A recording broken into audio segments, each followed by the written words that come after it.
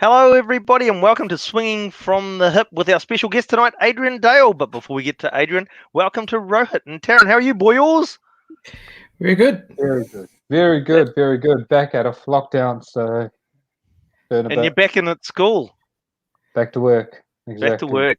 Back to work. No more, Where we've been. no more Peppa Pig. No more Ben and Holly. Nothing wrong with a bit of Peppa Pig. But that's enough. That's enough of that. We'll get straight into it. Let's get into it with This Week in History with Rohit.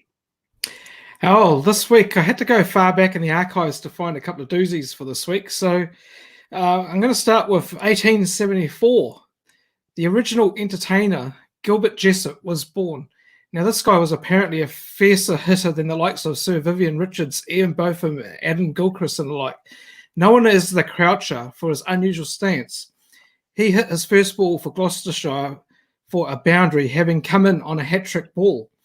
He had 53 first-class centuries at a blistering average of 82.7 runs per hour. Who has that? He also smashed his way to his only Test century, scoring 104 in 77 minutes out of a 139-run partnership. Now, that's entertainment, I reckon. Now, working our way up the years, 20th of May, 1943, Derek Murray, West Indies' finest wicketkeeper, was born. Debuted in 63 at the ripe young age of 20 and played 62 tests. Derek was left out of the Trinidad Test in 1980, effectively ending his international career, and the locals boycotted that match and also vandalised the pitch. So, moving along, 20th of May again, 1989 this time, saw the birth of another international wicketkeeper, keeping with the theme. Closer to our guests home for today also, Sarah Taylor, who burst on the scene as a young 17-year-old for England in 2006. Now, Sarah was part of the England sides that won the World Cup and the World T20 in 2009, and she became the first woman to play men's grade cricket in Australia in October 2015.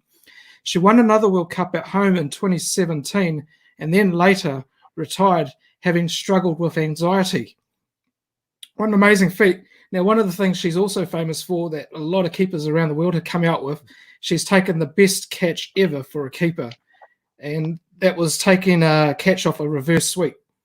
Anticipation of the ball. Amazing. Straight into the hands. Yep. Hey, well, I see a common theme happening here if we keep Rohit doing This Week in Cricket. Yeah, this is going to be birthdays of wicket keepers. I don't know why. Hey, you got to dig deep for these things. Is our producer going to get a mention? Our producer, producer getting a mention is absolutely. It was like, Yes. And happy birthday to Paul as well, who's behind the scenes. You won't see him, but you'll see him typing up comments and bringing up comments on the screen. Happy birthday to Paul and his daughter, who both had a birthday on Monday. And he's the man behind New Zealand Sport Radio. It started off as a podcast series that he did around mental health that he then transformed into Driving More, which was around rugby focus, and more recently been divulging again, as has been happening with a lot of things over COVID-19, and created New Zealand Sport Radio, which Swinging from the Hip is part of. So happy birthday to Paul Baines and his daughter Amber. Happy birthday. Cool. Alrighty. And so moving along, happy birthday to me. Moving right along and into this week in news, the news this week with Taryn. So what have we got in the news this week, Taryn? Well, we've got countries wanting to get back into cricket. Sri Lanka's looking at getting back in on the first. We don't know if that's going to happen. Maybe because Mickey Arthur has chosen to stay back in Sri Lanka and stay with the team as opposed to going back home to Perth. So maybe there's an opportunity for them to get started. They do have quite a big calendar at hand. Disinfecting cricket balls out of Australia from sandpaper to sticky tape. Now they're looking at moving into disinfecting balls in order to get cricket going. Darwin cricket is scheduled to start T20 and one-day club cricket in Darwin in Australia, set to start in June. On a major cricketing front, though, Ravi Shastri, the Indian cricket coach, believes India is likely to prioritise bilateral cricket series over global events. And IPL is now back on the radar with a mooted date of 25th of September start to 1st of November. That is subject to the Indian government allowing overseas players as well as allowing sport to continue, with UAE has been put up as a backup option. Former Indian IPL CEO has stated that the IPL is actually worth 70% more in revenue than any global tournament, which is probably why the Indians aren't too fussed about the World T20 and want to push it back. Apparently, it's worth 162 million New Zealand dollars just for this 1 year. On a domestic front, Christchurch City Council has confirmed it's going to loan $1 million to Hagley Oval so they can get completely lit up and have night games, which is awesome considering that Hagley Oval is playing quite a big role at the Women's World Cup next year if it goes ahead. Staying with Canterbury Cricket, they're actually out on the market looking for head coaches with the Brendan Donker's position up for grabs. So they've gone to the market. Who would you say is probably an outside chance? Dion Abraham, who's working with I'm not sure if you guys know. He played for Zimbabwe years ago. No. He's in Canterbury. He might be an outside bet. I think he's an assistant coach there. Andrew Ellis is fully retired. He is Mr. Red and Black, so he's an outside bet. But my call is Peter Fulton, probably step down from batting coach and go to a head coaching role. That's my pick. And obviously, New Zealand cricket contracts were released. The big winner was Jameson after his performances against India, Ajaz Patel for all the work he's been doing as the second spinner, and South African, no, I wouldn't say rookie, South African cricketer who's now maybe New Zealand. Yeah, Devon Conway, uncapped is the word you're after. Who's been excluded? Todd Astle, after his surprise retirement from Test cricket, having bowled quite well in Sydney. Colin Munro, 3 T20 international hundreds. I'm pretty sure a lot of teams would find room for him, but not this year. And Jeet Raval, which still harsh, but yeah, look, understandable. And I'm sure he'll make a comeback. Yeah, so that's the news internationally and locally. Thanks for that, Taryn. And a couple of things to unpack there. Obviously, with the IPL, you mentioned the fact that they're looking to get underway in September, but it really does come down to what the Indian government says, doesn't it? And then they've got the backup plan of going UAE to run the competition.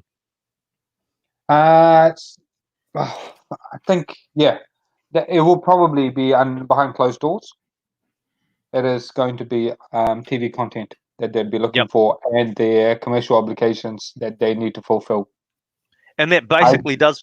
Sorry, you carry on. You go. I was going to say, and that definitely then basically doesn't put a nail in the coffin, but definitely means the postponement of the T20 World Cup. Yeah, because that is, once every 2 years? But this has to be played every year, right? So IPL has to be played this year, and you've got to factor in the fact that it's monsoon season in India, so you won't get any cricket, even if there was no COVID. Post-May, it's monsoon, so you're not going to get any cricket till September at least, so their hands are tied. And that's their window, which is why India play their cricket season in their winter. Yep. So they will force that and they'll make that happen, yeah. Yeah, and I mean, it'll be, I'm sure Australia will get a nice little kickback with the India tour of Australia to be confirmed with 5 tests in Adelaide. Well, possibly, but I think New Zealand's going to be a big winner if the IPL goes ahead in October, followed by the World T20 then getting pushed back to February, which will mean the England, Australia, New Zealand Trans-Tasman bubble tri-series could possibly happen in the lead to their tour to Australia. So that New Zealand can come out a winner on this. But we'll keep our eyes on that. It is exciting if that transpires. Yeah, yes, it's great for India, but for the smaller nations, I think it's a big problem because they're all reliant on global funding, ICC funding through global events. And I'm sure we can throw this out to AD. He'd know, he's been in cricket administration long enough that he'd be able to give us how the nitty-gritty works. That's it. We'll keep that in mind because otherwise we'll forget. So we will chuck that at Adrian Dale, our guest. That'll be coming up. Also, exciting news in that I think for New Zealand cricket again is to get another stadium that's got lights. And Hagley Oval is a lovely picturesque ground, and so for it to have lights, obviously to get it for the Women's ODI World Championship, But it'll be there for all sorts night test matches again, possibly at Hagley. So it's a great development, isn't it? Yep, absolutely. What's it And like finally, to play in the evening there? Yeah, what's it that? like, Taryn? Have you played in the evenings in Christchurch? We tried to when they tried to put these temporary lighting, like scissor lifts with lighting and all sorts of random things. It was a terrible day weather-wise, and it had to be tan. So we got a couple of times to train under it, just to test the lights out. Yeah. Which great concept, good idea, but yeah, the lights went flash then. What about you? Yeah, that's what I was thinking. I couldn't tell you. I couldn't tell you. I never No, that's played that fine. way. Yeah. Something to see. And finally, I think just one of the things, obviously New Zealand focus there is with those NZC contracts. 3 really exciting players in terms of Kyle Jamieson, Ajaz Patel, and obviously Devon Conway. 3 players that we've seen. They're exciting players, and so there's a real sort of desire to see those guys out there in a black shirt for the New Zealand cricket team. Yeah, look, I don't think a lot of people would have seen Devon Conway unless you're cricket tragics, domestic cricket tragics. You wouldn't have seen him. Yep. I definitely haven't seen him. Like I've played against him a handful of times, but I couldn't tell you much about him. But Jameson's, his record and the start of his career speaks for itself. Same with Ajaz Patel, thoroughly deserved. I just question mark over the need to contract Conway. You could have shown some loyalty towards Munro for his recent success, and still you could have still picked Conway. He'd still get a domestic contract, so it's not as if he's running off anywhere. He would have got it, and he could have earned it, just the way Munro's had to, hadn't Gawal had to. I In an agree with international you. window. Yeah, I mean he hasn't proven himself at international, right? So to cue the jump and get a contract, that's a pretty big feat. It's a bit rough on Colin Munro, though. And as you say, probably shows how much faith they have in him, and how many. There must be a long-term investment. It's got to be. Yeah. Well, he's still got to prove himself. Absolutely gutted for Munro, but there'll be enough World Cricket Leagues when they're up and running that will happily have him as their marquee player. Oh, absolutely, he's going to pick up plenty of T20 contracts. Check out his record in the Caribbean and the CPL. It's phenomenal. Yep, they love him over there. And I just to shout out to Ajaz, a local boy, lives not too far away from here too. So yay, it's great to see people from your own hood. Well, Blockhouse Bay. We're stretching it a bit, Blockhouse Bay. Yeah. But apparently out of Eden Roskell originally. It's good to see him get a contract. Is that right? Yeah, well, Aaron was telling me on the weekend. He said originally before he shifted to suburbs. Right. Hey, aren't they all from Eden Roskell? That's real insight.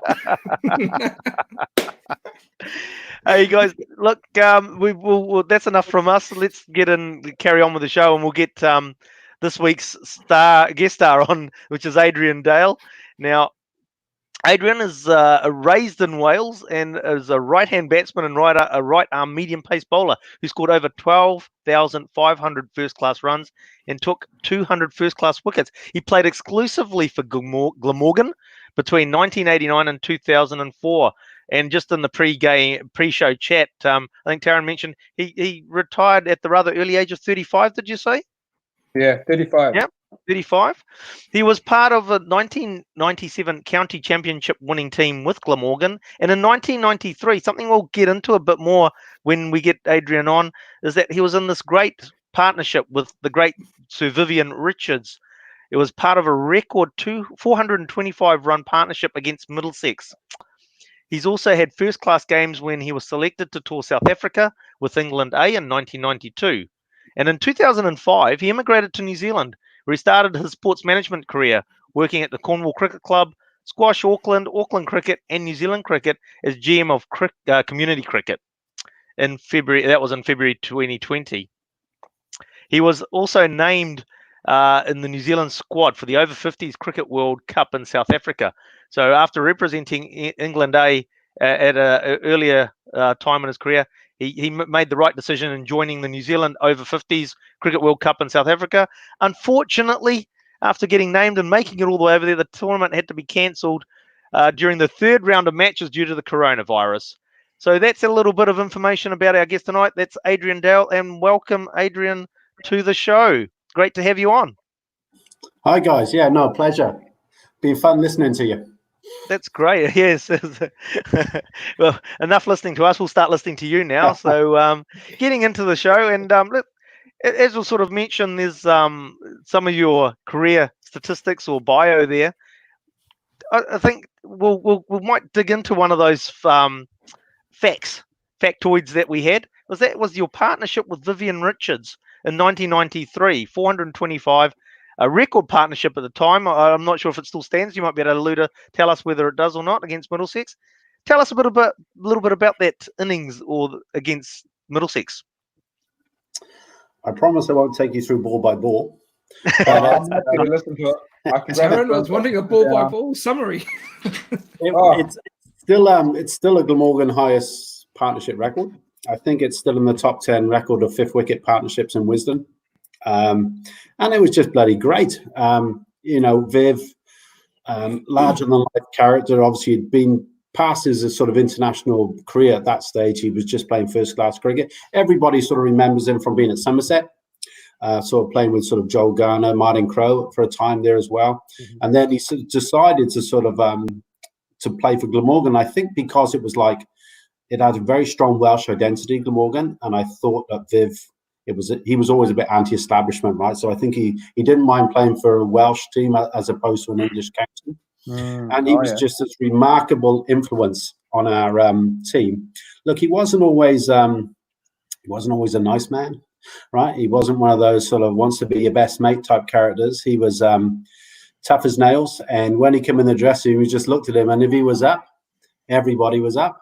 If he was down, everyone had to really watch what they said and what they did, because he could get in one of those moods, but he was real driven. And on that particular, we lost that bloody game, by the way. Really? We lost that game. Yeah. We played against a pretty strong Middlesex side. They had 4 international test bowlers. They had Tufnell and Embry with the 2 spinners. Yeah. Fraser, many of your sort of listeners might remember, and there's a guy called Angus Fraser. Yeah, he was a super bowler, and a guy called Neil Williams who played a little bit for England. And one of my favourite stories in that sort of innings was it was surprisingly a hot day in Cardiff in Wales. We'd sort of batted for quite a while, and Viv was starting to get a little bit hacked off about sort of me trying to scamper stealing the wickets, and him just really wanting to hit boundaries, and he was just far too cool really to just be scampering singles. So he pulled me up to the middle of the wicket, and he sort of running close. He goes, "Now look here, youngster," he said. He said, I ain't running no threes.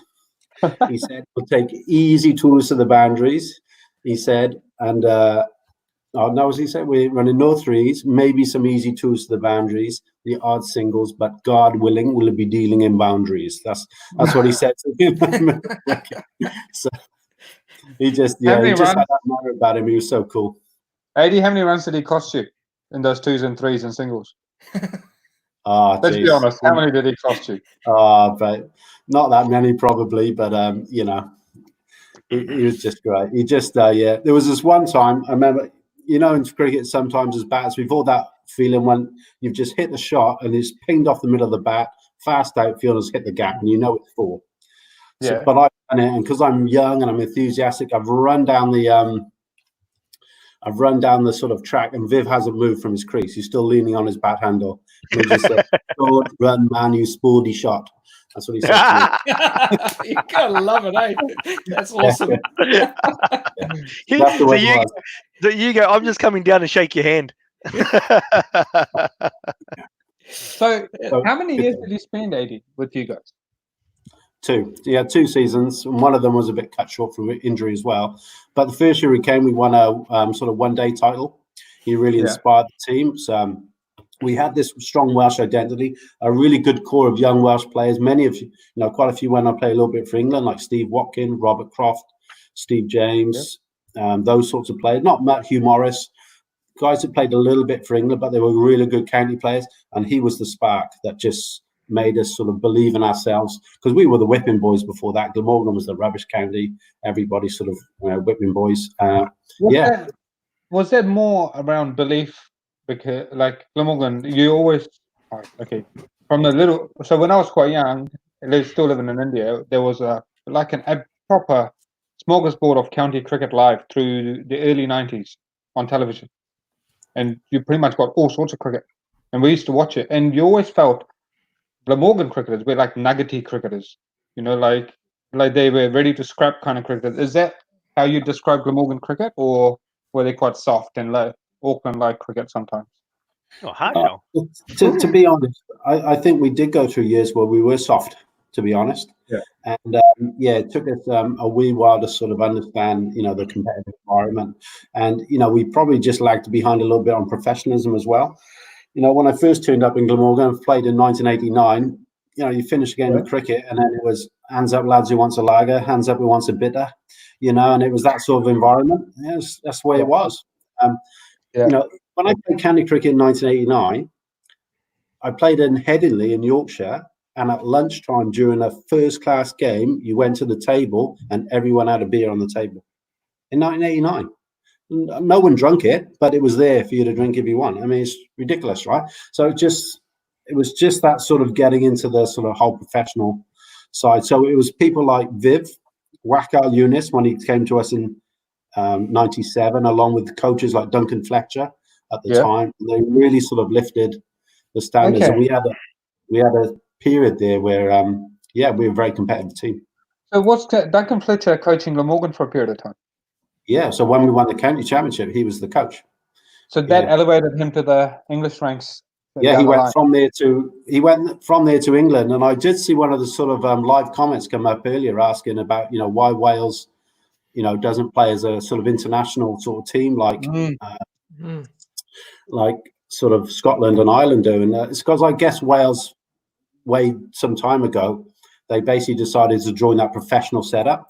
So if Wales were to go alone now as an international team, they'd have to, I mean, Glamorgan as a county wouldn't exist anymore. There would be no professional funding. You'd lose all that revenue. And potentially it could be to the detriment of Welsh cricket, not to the benefit. I mean, and that's just what the decision has been made to do. But I remember, because Duncan Fletcher left Glamorgan to coach England, he's got together with our CEO at Glamorgan, and he said, look, I want my team to have a sort of a practice match before a one-day series that was coming up. Can't remember who was against. Can we arrange a Wales versus England game to warm the guys up? He said, we'll play at Glamorgan. Glamorgan can make some good coin out of it, so it'd be great for Glamorgan. And did play an international, but the England and Wales cricket board were quite worried we weren't going to be strong enough competition. So our overseas player in that season was Jack Callis. Yeah, and so they said, Callis, you play for him as well. So there's a quiz question for your quiz, Ashwin, coming up. What's the two countries that Jack Callis has played for? South Africa and Wales. Not many people would. And we beat them, in a game. Right. So that was one of my most favourite sort of cricketing memories coming in. And was that quite embarrassing for England? Or did they just kind of shrug it off as a little? They shrugged it off, but at the time they were pretty embarrassed. Yeah, and they had all the players there, the Flintoffs and the Andersons and the people like that. Yeah, yeah. When they dropped the Wales, did you play? Sorry, did you play that game? Yeah, I played that game. Yeah. How'd you get on? Oh, jeez, I think I bowled pretty well. I'm not even sure I got in. Oh, easy. Yeah. One-sided. Like 8 wickets or something. Oh. Yeah. Jack Callis scored the runs in. Yeah, he got a few, but I think we just kept them, bowled them out quite cheap. Eddie, who's the best pro you've played with? International pro, like, you know, the overseas players you've had. Yeah. Well, probably the ones we've been mentioning here would be hard to. I mean, Viv Richards, just amazing. Callis. My very first pro when I first turned up was Ravi Shastri. Now obviously the Indian coach. So, and he was great for a young player like myself because he was really keen to sort of stop this sort of senior players with senior players, junior players with junior players. He wanted to integrate this whole team together, and he always made an effort like to do throwdowns with you and sort of mix and mingle and that sort of stuff. So he was great in that sort of way. And Callis, I mean, what a player. But my personal favourite was Waka Eunice. He just amazing guy. He just ran in for us all season when we won the championship, whether it was from April through to September, first session, last session, whether it was bloody cold or hot. You know, he just ran in for us all season, and he was the difference. He was just a remarkable bowler.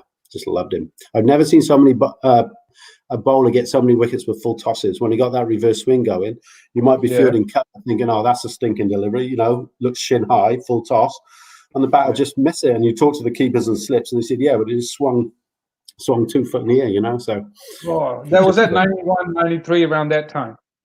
No, so sorry, I was remembering my dates. So Wacko was 97, so yeah, Callis must have been sort of 96, yeah, something like that. Yeah. Oh, nice. So Kasparovich was a great pro as well. So he played for us as well, the Australian. So he was a really good, what you call, just he didn't quite have that X factor, but he was just a really great pro. He was a fantastic guy as well. Well, I suppose that's a good time to sort of get into one of our topics for tonight, or unpackage it. It's got multiple threads in it. Is this? We're going to sort of talk about the domestic setup in the UK. So we'll get you to sort of go into how things work, because obviously we've got the county championship, we've got the 100, which is the UK version of first class sort of 50 over cricket, and then we've got the Vitality Blast, which is the UK version of T20 competition. So how does all this work together? Who plays for who? I mean, like I suppose we'll throw out there in terms of Australia with their Big Bash, where players will, for their Big Bash tournament, go from Brisbane through down to Melbourne to play, sort of thing. So how does it work in the UK, and how does the club structure underneath fit into it all? It's a lot to unpackage. Can you tell me? Look, they're getting, I think, to where they want to get to, but at the moment it's a bit of a train smash, to be honest. So it's really evolved the county game. I think some of the big things that's happened in history from the time they started doing central contracts, I think it was around the year 2000. I think that was a massive sort of step up for the international game there. And then they obviously then sort of went 2 divisions in the county championship. And I think that was a much better idea than trying to get rid of counties, because it just, you know, it's almost became like the Premier League and a sort of, you know, the division below, like football. Below it, yeah, Division 1. Yeah, so that's the way they sort of work it. And obviously now they obviously need that sort of T20 type county championship, but you know, there's too many counties, right? To structure a whole T20 tournament, it's tough. It's tough to do it. So they've decided they want to form this. I think it's 10-team, 100-ball competition. Might even be 8 teams. Not 100% sure. City-based. Yeah, and I think personally that eventually will sort of be the dominant tournament, and they'll sort of phase out county cricket T20, and that will just focus on the sort of 4-day stuff and the 50 over stuff. That's the 100 bash, because I mean counties are getting not counties, these franchises are getting like £1.3 million per county to sort of run these teams. They're bringing in the big stars. I mean the Welsh Fire or something, whatever they're called. We're going to have Steve Smith playing from this year and other sort of big names. So I think they can't have all these going on at once. They need to sort of start to push some away. Yeah. How will so that's city based, right? Yeah. So let's take Glamorgan per se. You've got Welsh Fire. What counties are now going to fall under or create the Welsh Fire? Is it just Wales? Is it like Glamorgan, or will it be a couple others? It's a franchise system, so they can pick. So people like so the Welsh Fire was going to be like Bairstow was going to play from Johnny Bairstow. I mean, so Tom Benton can play. Yeah, totally. Look, and I saw that thing pop up there about the standard, you know, and it's I think personally, that the standard of domestic cricket in New Zealand is totally underrated. And I've thought that. I really do believe that it's that certainly at the moment there's a lot of strength in your domestic game in New Zealand, and I think that's reflected, Taryn, in that sort of New Zealand squad you mentioned earlier. Look at the players who couldn't get into that contracted setup. There's some very good players, right? So I personally think there's a lot of depth in New Zealand cricket, and there's some really, really good sort of domestic players out there. I mean, county cricket, I think, is becoming a little bit Division 1 and Division 2. So those Division 1 teams up there, when you've got all your England players and stuff, clearly they're very strong. When they're not there, you know, I would say that's the New Zealand Provincial is more like a Division 1 team. That's the way I see it. Where, you know, the Division 2, but there's things below that. But certainly the club cricket in New Zealand, certainly in Auckland, where I most experienced, is much stronger than the club cricket I ever sort of saw or played in the UK. So I temper that by saying my experiences of club cricket were only around the region I brought up in, but it's chalk and cheese. I mean, you play club cricket here in Auckland, I mean, and it's taken like very seriously. You train properly twice a week, you properly coach, you prepare. It's, you know, there's a big focus on it, and there's a big expectation around it. It's got good profile. And they really had a go at trying to lift that in England by creating these sort of super leagues to act as feeding grounds to sort of professional cricket. But to be honest, it might have worked in small pockets here and there, but mostly I don't think it's worked at all, because club cricketers in the UK just want to play club cricket. They don't want to travel too far. They just want to play a bit of cricket, you know, compete hard, of course, but as much about the social as anything. But here, I think, certainly in Auckland, that's what I can speak most about. It's absolutely seen as a stepping stone onto sort of onto your professional ladder. So chalk and cheese the way they approach it. So if club cricket is not the pathway, not necessarily the pathway as it is here, how do counties go about identifying talent and then picking them? Well, they just look at young players that sort of are playing club cricket, and what they do is they take them out of club. Well, they don't take them out; they allow them to play club cricket, but then they sort of put them into much more better established second 11 competitions. So that's what we don't have in New Zealand. We don't have like an Auckland Seconds that goes and plays against, you know, Canterbury Seconds that plays against Northern District Seconds. But in UK, there's a massive sort of established structure around that, and that's the breeding ground for professional cricket. Okay. Not club cricket. Yeah. And how many sort of play club to get into the seconds? Yeah. How many sort of like, so if you take a Glamorgan, and how many is it? I'm sorry if you've mentioned this already, but it's just like you say, if I think of Glamorgan as in Auckland, and then you've got the clubs underneath, how many clubs would there be in a Glamorgan area that would feed into them? Oh, loads. So I mean, Glamorgan is the whole pretty much of Wales. So absolutely loads of clubs would feed into them. But you got to remember, a load of those clubs are just village clubs. You know, they're not really going to produce professional cricketers. But in terms of like proper established cricket clubs, there might be probably similar to Auckland, maybe 16 clubs that are like you would call proper clubs, like that, scattered all throughout the country. And they sort of get some sort of funding or development support from Glamorgan, or how does that sort of nothing there? It's basically you run yourself. Yeah, so in Auckland, where the club management system is funded by Auckland Cricket, that doesn't happen the same in the UK. So it's much more of a volunteer-based club system. It's still volunteer-based in New Zealand, but there is a professional sort of management element to it, which you don't get in the UK. There's definitely a structure there that we follow, isn't there? Yeah, absolutely. Yeah, and I think go on, man. Oh, sorry, AD. What I was going to ask was when you said it's a volunteer system, so how badly will these clubs be affected? Because I've done 9 seasons there, and I honestly, if you've not played club cricket in the UK, you've not played cricket. It's the best thing ever, right? Like the way it's done. Club cricket in the UK is amazing, right? How badly will they now be affected through what's happening out in the world at the moment? Yeah, I mean, it's hugely affected. I mean, they've got all these fixed costs, right, that ain't going anywhere. And they've got no cricket, they've got no bar, they've got no sort of junior tournaments, you know, no women's cricket, no sort of men's comp. So it's, I think they've said there's going to be no cricket before 1st of July. So I think that's pretty much been said already. Yeah. There's some hope there might be some international cricket that will be played before the end of this season, because I think the West Indies are due to go there, Pakistan are due to go to UK, and I think maybe the Aussies as well for the T20. And I think what's going to happen there is they're going to try and sort of almost play them in quarantine type bubbles.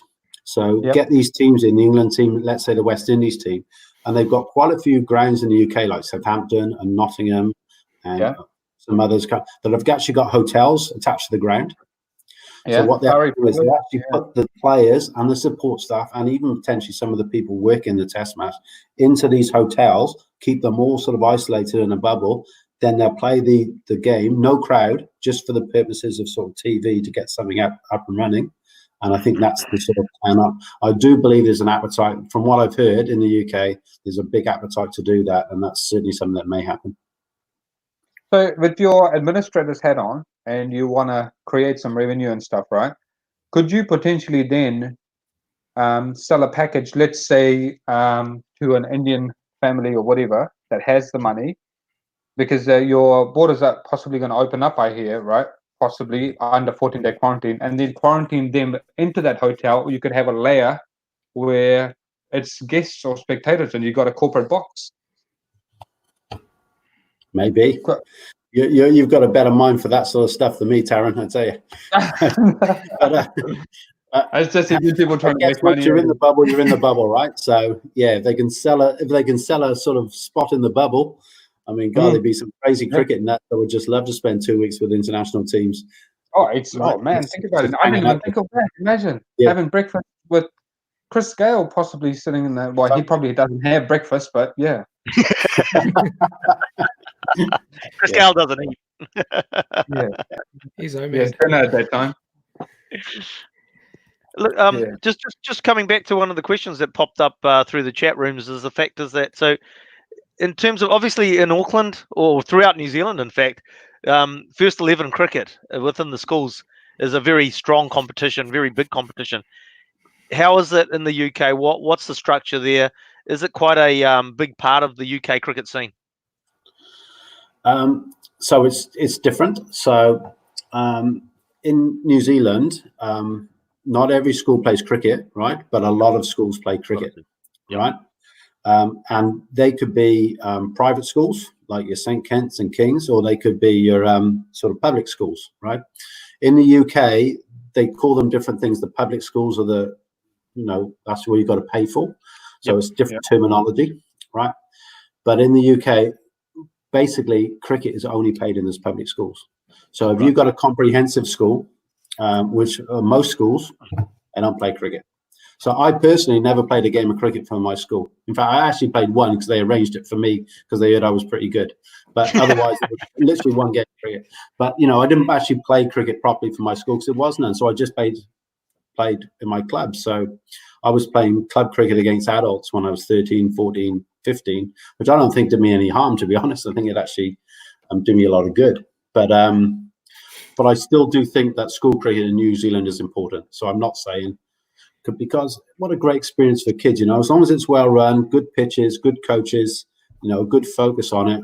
I just think that's an amazing thing. But they've just got to be smart enough that if school is not offering a player what he actually needs, if he's actually outgrown school cricket, they just got to be smart enough to let them go and play in other comps which can properly sort of elevate their talents. So how would you quantify outgrowing? How would you quantify outgrowing school cricket? Sorry, outgoing. How would you how you said if they outgrow school cricket, right? Then you should allow them to go Premier Cricket. So how do you know that they're outgrown it? Like, what is the right opportunity for? Let's say we've got a good Premier school cricketer. What is a good pathway? Would you say he's got to be playing Premier Cricket and getting good opportunities to say, "Yep, you're good enough to go. You've got to go." Or is reserve cricket good enough for him to leave Premier school cricket? Or is third grade good enough for him to go? What's the right appropriate? I would say third cricket's not good enough. Reserve cricket, borderline. If you're a really good schoolboy cricketer, you'd be wanting to sort of, if you were leaving school cricket, you'd be wanting to play in Premier Cricket, I would say. Yeah, that's what. And in your chosen position, you're not there to make up numbers. You're there to dominate. Well, you got to be good enough. You know, it's not free ride with cricket. It's a competitive environment, but you know, it's worth the opportunity. But you know, if you got great, you know, you got Deepak Patel and Mark Gretbach and Tony Sale, really good cricket guys like this coaching some of the top schools. They'll know. Yeah. They'll know. They'll know when a player is sort of needs. I don't think any of them would ever leave a kid. Let them go. I don't think any of them would let them go to club cricket. I think they would. I know what you mean, but I actually, when it comes to it, I think they would. Would the school cricket be just as strong competition-wise as Premier cricket? Is that what you're saying? No, it's not. Closer. I don't think that the top schools could play Premier cricket and compete well. I think they'd be more reserve grade standard. That's pretty big standard. That's my feel on it, because I've seen a lot of schoolboy cricket the last few years, and I've played grade cricket myself, and it's allowed me really to sort of understand the comparison. So I would say it's about reserve cricket. Schoolboy intensity is good though, eh? Like, because they're all there for the same reason. The intensity is higher than a reserve grade cricket. Wow. Yeah, it's brilliant. I mean, it's great. I mean, it's the whole wraparound that goes around school cricket and school sport in general in New Zealand. You know, it's you get your colours, you get your blazer. It's the whole. You're so proud, you know, to represent your school at first 11, and then you know it's just great. It means something to them. It's so important. They cross stage. They're sort of looked upon in high regard by their sort of peers at school. It's great for their development. Yeah. I'm going to butt in there, and actually I'm going to throw something back to Taryn, because you work at Mount Roskill Grammar School, which is obviously not a traditional cricket school in any sense, sort of thing. How do you find sort of cricket development for a first 11 at a school that isn't known to produce a strong cricket team? Ours is pretty easy because the expectations aren't high, and we are in the hotbed of a cricketing community.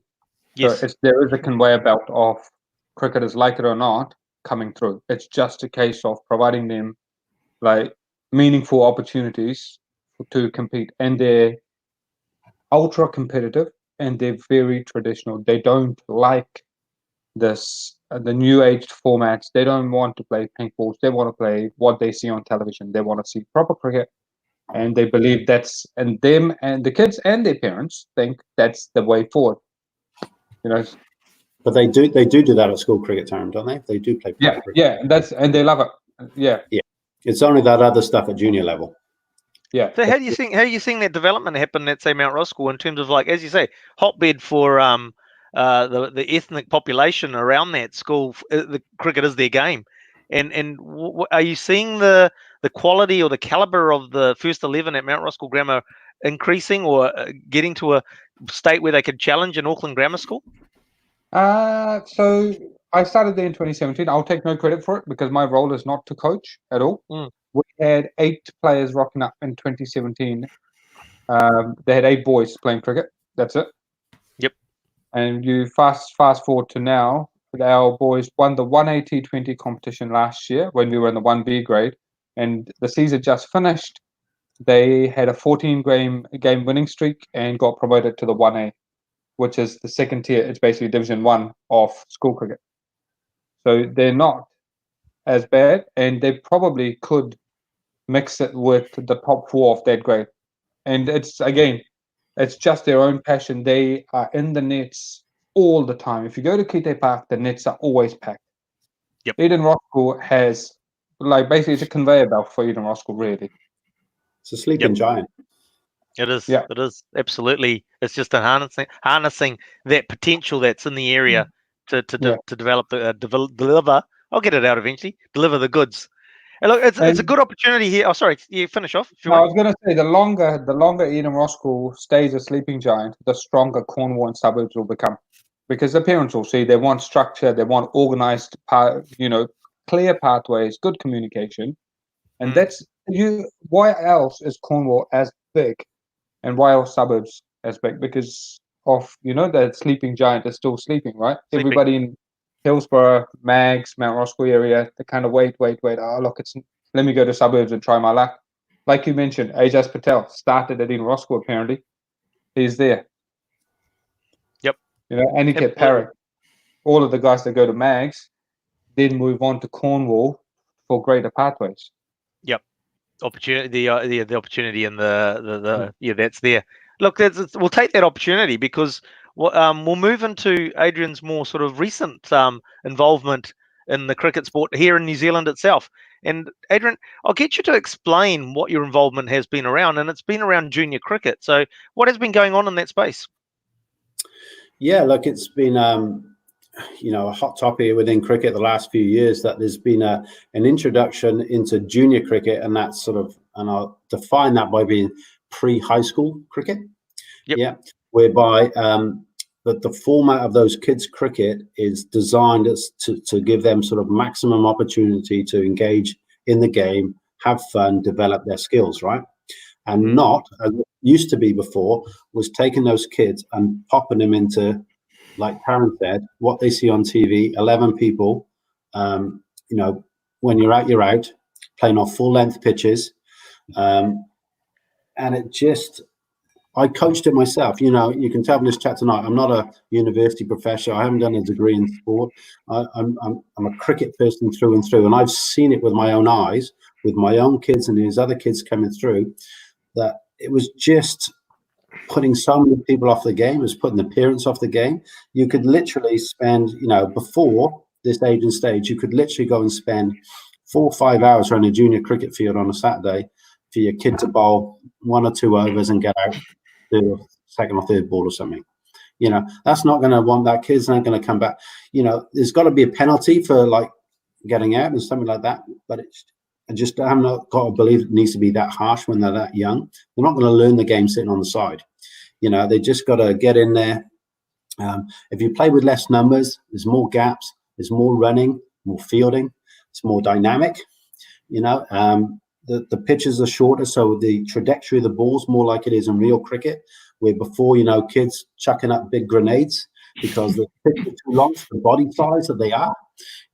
Everything about it just seems so wrong. So it's a real evidence-based approach. So there was a whole lot of work done in Australia about it, and we basically picked that up, and we were able actually to implement it in New Zealand quicker than Australia could do it in their own country. I guess because we can do that sort of stuff. We're small enough, and I personally think it's just been a fantastic revelation for the game. But there's plenty out there who don't think that. Did you get pushback, 80? Did you get a lot of pushback? Oh yeah, normally from parents whose kids were the better players, because their kids were going to bat at the top of the order week in, week out. Right, they were the ones that we could have the potential to bat for long periods of time. That it was normally the parents of the good batters. That right. Is there an opportunity, because it's those parents of the better cricketers at that age, right? At that on that given day or in that era, or there's nothing wrong in them wanting more for their own kids either. No, it's not. It's a balance. Yeah. At the same time, we as sports administrators, we've got an obligation to grow the game, get kids to fall further and further in love with the game for a longer period of time.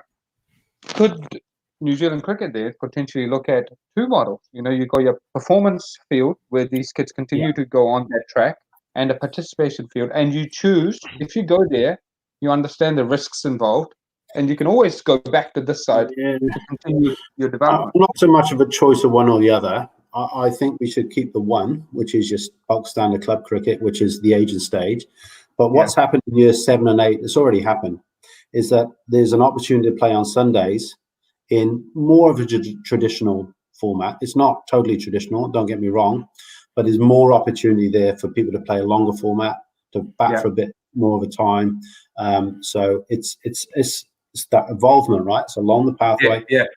Then they get to high school. Then I personally think at high school, that's where you should start. Then, of course you're still developing, but that's where you need to start bringing in your 11-a-side cricket and in more traditional formats. So it's a pathway. We don't need to push these kids too soon. We just push so many out the game. The good ones play anyway, right? We just got to keep and probably the rubbish ones, because they're not going to enjoy it if they're not any good, are going to fall away anyway. It's that whole big bulk in the middle, right, that we want to keep on, because they're all the late developers, because we all know kids cricket is always dominated by those that physically mature better and quicker, right? So we want to keep that middle group together so they have a chance of developing later. We've got to keep these kids in the game. That's my bullet. So little Johnny, who's outperforming everyone else in that age group range, is what's your thoughts around maybe bumping them up one level? Yeah, I have no problem with that. Yeah, because like yourself, you mentioned earlier on, you playing with adults in your younger age, that type of thing. And I think that's a good benefit for these younger kids that have actually got a bit of skill behind them to be able to jump up a level or two and be playing ahead of the other kids that are behind them. Yeah, I have no problem. There's obviously the social thing you've got to take into account. Obviously, kids mixed with kids in the same year group, right? So if you bump them up levels, they're going to be with older kids. So are they going to fit in? Are they going to enjoy it from a social and fun aspect? But from a cricket perspective, if the kid can handle that, yeah, I'd say bump them up. Yeah, totally. That's probably more. Hey, what age did you take cricket seriously and go, oh yeah, this is when this is me. This is what I want to pursue. I didn't play a game of cricket till I was 12. Yeah. Right. And by 15, at 15, I scored a men's first 1100. Okay. So, and in those 3 years, you just fell in love with the game. Totally. I was falling in love with the game before that. It was just, you couldn't play cricket before that. So there was no incredible stuff or anything like that. Yeah, right. Yeah. So at the age of 12, you could hold a bat though? Or were you learning to hold a bat at that stage as well? No, because always messing around on the side of the field. So very informal play. Just messing around with the mates in the nets, just playing, but not in any structure whatsoever. Watching family hanging around the cricket club. Yeah. Were you watching family hanging around the cricket club, and then when you could pretty much scull a pint, then you could take the field. At the age of 12. When you can put a pint away, son, you join our team. Hey, I'm just gonna drag it back from the pint, and we're just gonna ask a question that goes back to a bit of an earlier discussion. Ticket prices in the UK. Basically, small grounds, are they affordable, or I mean, like, because they've got quite small grounds over there, haven't they? And so they can actually charge more. Well, I'll call them inflated prices, for want of a better term. Yeah, look, demand and supply, right? It's just well, we're desperate for crowds in New Zealand to go to test matches. They sell out and they play top dollar. Yeah, they sell out for the first 3 test matches of every single test match. What's the ground sizes in the UK for cricket grounds? Is it I've heard 10, 15,000. Is that correct? Or is that wrong? So I mean, Lords is more like, I'm guessing a bit here. So I'm sure someone I think it's around 25 Lords. Yep. That sort of number, maybe 20, 25. Ovals probably reasonably the same, I guess, but the others will be smaller. You're right. Yep. You get into that sort of 12 to 15.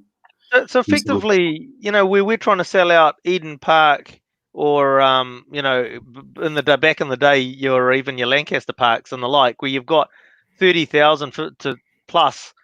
It's just like in the UK, you've got smaller grounds, niche grounds. So we say in Lords is 30k, so that's at the bigger end. But you've got a niche sort of, and you can then sell it out at a test match level as well, can't you? Yeah, absolutely. Yeah. I mean, aren't we crying out for one in Auckland? A ground of about that 12, 15,000. 15. Yeah, and then you'll basically, it's an interesting dynamic, isn't it? Because at the moment you play it at Eden Park, and during the week, on the weekend you'll get more, but during the week you'll get 3,000, 5,000 people turning up. All of a sudden it's at a smaller ground and people go, oh, I might not be able to get in, and you're getting more people turn up. It's a weird thing that'll happen. So we'll bring it back on track, and we have got another question. So and it's a very valid point or topic to discuss. Now we're moving from junior grades to youth grade, and it's for all sports. It's not just cricket. You see a drop off in high school sport in general, and obviously in cricket as well. What can be done to keep kids in sport, and so that when they leave school, they actually carry on with clubs as well? Yeah, geez. I think we've all got to know the answer to that one, right? it's crazy. I think... Look, I can't remember what the figures were now, but there has been a big decline in schoolboy cricket over the last sort of decade to 15 years. If you look at the graph, falls off the cliff. But what that graph doesn't show you that at the same time, a lot of those kids that would have been playing in school cricket are now playing club cricket. There are now youth league options in Auckland, for example, where kids and so what that graph showing that would probably much be a smaller drop because a lot of those kids are choosing to play at clubs. And I think cricket, I can only really speak for cricket, just hasn't adapted its offerings quick enough. It's very traditional, very sort of stuck in its ways. And it, when the sort of world is changing around shorter format cricket and that sort of stuff, schools were still offering you traditional, longer format sort of stuff now. And it's I think I'm going to say I'm going to absolutely agree with you, and I'm going to butt in because I'm going to say, like, we talked about last week's show when we had Hussein Hanif on and talking about diversity and the Pacific Island element that's around in our Auckland schools anyway. And the fact is that getting them into the game, and it's just like the longer formats of the game don't appeal to them, so it's introducing the shorter formats, maybe the less people on the field type thing with the junior sort of thing, just introducing that sort of different element to it that brings the smaller teams and 8-player teams or something like that. Totally. What do you think? I think try it. But I think the important thing about those sorts of leagues to develop is, it needs a catalyst, but then almost needs to be run by those guys themselves. To have sort of administrators sitting at the top saying, "Oh, this is how I think you should play cricket," ain't going to get them playing cricket. You've got to find the leaders in there, and they'll drive their own cricket if they're right. And this is what happens in the Indian community, right? There's the passion is there. People drive their own tournaments. They drive their own competitions. It's sometimes administrators can get in the way. You think you're trying to do good, but you're actually doing bad sometimes. What you're basically saying is the best people to make decisions about their future, their pathway, is the people themselves. Totally. Yeah. But what do you need? Probably the facilities. So is that where you see club cricket going? More satellite teams, especially around the one-day space, the participation space, where more satellite teams, more close shop teams approaching clubs and going, "Hey, we want to put a team in. We'll just pay a set fee and we'll run our thing. We'll adhere to your club policies, values, but we'll run our thing." Is that what's going to happen, you reckon? Well, that happens now. I mean, there's 100 odd teams that play 40 over Saturday afternoon cricket in Auckland that do exactly that. And then, of course, you've got your grade cricket on top. There's more T20 options now, Saturdays and Sundays. But, of course, a load of people have migrated from club cricket to go and play things like the last man stands. Because, again, that suits what they want. They don't want to give up all their time on Saturday. They get too much in the ear from the wife. And they just, but they can get away with 2.5 hours on a Wednesday night down at the Domain. So, and that's their cricket fix for the week. So it's around just having enough offerings out there so you can just, do a bit of a pick and mix, really, what it is that you want. But for that to happen, you need it coordinated, you need the facilities, But, I still believe cricket is really healthy at the moment in Auckland, really healthy. Could always do better, but it's pretty good. You always want, that's the thing, is that you always need to strive to do better, because if you're not, you're standing still. If you're standing still, you're going backwards. You mentioned earlier I went to South Africa for this World Cup in Cape Town. So we played around Cape Town. We only got to played 2.5 games, believe it or not. And but talking to the other teams that played, the standard of pitches in Auckland much better than Cape Town. Tell you now, much better. It really surprised me. I was expecting to go to Cape Town and just being absolutely amazed by their facilities, and they have got amazing facilities, but the pitches, I'd take Auckland any day. Oh yeah, it was a bit of. Yep, sorry, Taryn, where you go? You played Cornwall AD, that's why. No, but I didn't. Cornwall, you're like. Last year I played a place like Devonport Domain was amazing. Papatoe, what a pitch that is! Wouldn't mind. No, right. Number one. That's number one. Amazing pitch. Takapuna. What a great pitch at Takapuna. Yeah. So there's a lot of great club pitches around at the moment. Yeah. Absolutely. I do agree. That's why they need to go back to the regulations, save themselves $70 a ball. Don't use the turfs. It's a graveyard for bowlers. Just go back to the regs. Well, mate, anything that makes bowlers work. You might have to expand on what regs are. Oh, regulation balls. They're tear down the turf cricket balls. they are $70 cheaper than a turf cricket ball. Club cricket uses that because it is a pathway to Premier Cricket, first class cricket. But with pitches getting better and better, especially last year when it was a dry summer, the wickets were wicked, which made it tougher for the bowlers. But that's how you separate the men from the boys, so the high performance element comes into it. So, yeah, it's perfect. Yeah, it was really good. Absolutely. Well, I might just sort of say, have you got any more questions there for Adrian there, Taryn? I've got one. Yes. Yep, where you go, mate? Before you get away, I've got a little quiz for you. And this is more based around the players I remember from the 90s that I think you may have played with or coaches you played around. And you've got to pick one and can give you a quick snapshot as why you've chosen that person.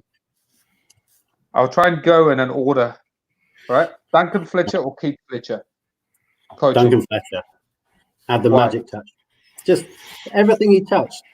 He started in club cricket in Cape Town. He took an unfashionable team. They won the grade. Went to Western Province. They were nothing. They won. Came to Glamorgan. We were nothing. They won. And then did amazing things at international. He's got the man management skills plus the technical skills. He's a man great management skills. Totally. He's a great. Yeah. His TV persona is his TV persona. He's not that person with the boys. So he's a great guy. Okay. Salisbury or Schofield? Salisbury, I would say. Yeah. Salisbury, I always thought when I faced them both was the more complete bowler. For Rohit and Ashwin, they're the two leg spinners that played for England. Yeah. All right. Ronnie Irani or Adam Hollyoak? Oh, geez. I'd say, look, Adam Hollyoak for me. Yep. I think, again, just a bit more combative and, just offered that a little bit more. Yeah. Oh, yeah. Okay. Ramprakash or Hussain? Ramprakash Hussain, I'd take Ramprakash in county cricket and Hussain in international cricket. What difference being? Well, Ramprakash was just an absolute beast at county level, but when he went up to that international level, he wasn't quite the same player. He was sort of a bit like a Graham Hick, absolute masters of first class cricket, but goodish international players, but not stars. But Hussain at his best was a star international player. So that's what I think. Okay, yeah, fair enough. The reason I asked about Hussain and Ramprakash was I was reading a Keith Fletcher article this morning. Right. Yeah, and he talked about the two of them, and he pretty much said Ramprakash, and he said he regretted having, looking back, he regrets playing Ramprakash in the Caribbean, and Hussain probably would have played those 3 test matches in 92 or when he coached, or 95 or something. And he said, look, Hussain would have done the job. He just had that steely reserve to succeed, which Ramp, not that he didn't, but I'm reading from the article. He said he felt there's something missing looking back. Yeah. So we've got Neil Fairbrother and Roger Toos. Is that a decent comparative? Look, I think that when I was playing county cricket, I definitely would have had Fairbrother as the better cricketer.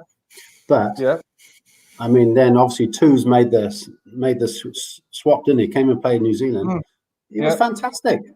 So it just shows a guy gets an opportunity, how they can sort of rise to the sort of occasion. And I mean, hats off to them both super players. Yeah. Fairbrother then. Okay. Tufnell or Giles? Sorry. Before you jump in, can I going back to that last one? Is there an element of different styles of wicket that made it easier, or meant that suited New Zealand cricket more than English cricket? Maybe. No, I'd say the sort of wickets between New Zealand and England are actually reasonably similar. I just think it was opportunity, and he was just one of those players that just didn't get an opportunity in the UK, and when it came in New Zealand, he just was ready for it. Cool. Yeah. All right. Tufnell, Giles. Tufnell by a mile. Really? By a mile. Has he got Ashes? Has he got an Ashes to show for? Mate, you didn't ask me what they got in their cupboard. How are they good at their bowler? Why, AD? Tufnell had the ability he turned the ball more, and he had that ability to get it up above your eye line and sort of get that dip on you and it to go. With Giles, just he basically darted it accurately, but that was his style. But he didn't have this. He didn't have the skill set Tufnell had. And yeah, Tufnell was a lad as well. Eh? He seemed as if he was an absolute lad. He, a guy called Alan Butcher played for Glamorgan. He was one of my captains, and he was with Tufnell at a previous county. And they were all sort of training, and Tufnell sitting on the side having a fag. And he said, Tufnell, are you joining us for training? He said, I can turn it on glass, mate. That's what he said. You know what that reminded me of? Yeah. Bruce Martin. It reminded me of Bruce Martin. Yeah. Absolutely. Okay. Now, close to the home for you. Comment though. Let's listen to him and Vaughan on some of their cricket shows afterwards, and you realise that part of that was a front, I think, and that actually, especially international level, he perhaps wasn't given the confidence by his captains there to show how good he was as an international cricketer. He wasn't necessarily given the fields he needed or wanted, or the confidence to sometimes, I think. Whereas you say Giles kept it close and always kept it tight, which was which is why one of them made it international, the other one didn't perform good enough. Yeah, he provided control, Giles, in teams where had good seam attacks, and that was his role. Remember, he came over the wicket a lot. That was a Duncan Fletcher tactic. Yeah. He got him to do that. It was a control tactic to rest up, just let the seamers rest and come back. Yeah. Devon Malcolm and Caddick. I personally would say that I think Caddick would pip Malcolm as a bowler in my eyes. I think he just who was scarier? They're both pretty scary because they're both they could both hit you hard. Malcolm at times he could bowl those devastating spells like he did against South Africa at the Oval, but he was also prone to sort of spraying it a bit, where Caddick never really sprayed it that much, so he was just a bit more at you.